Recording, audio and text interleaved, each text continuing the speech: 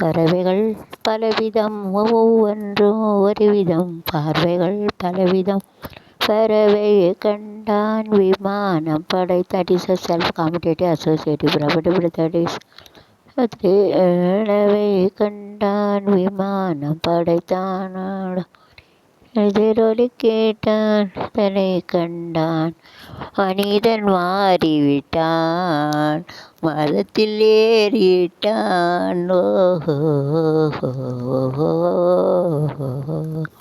நிலை மாறினால் குணம் மாறுவான் பொய் நீதியும் நேர்மையும் கூறுவான் பொய்து விதி என்றூறுவான் மனிதன் மாறிவிட்டான் பணம் வந்து மதத்தில் ஏறிவிட்டான்.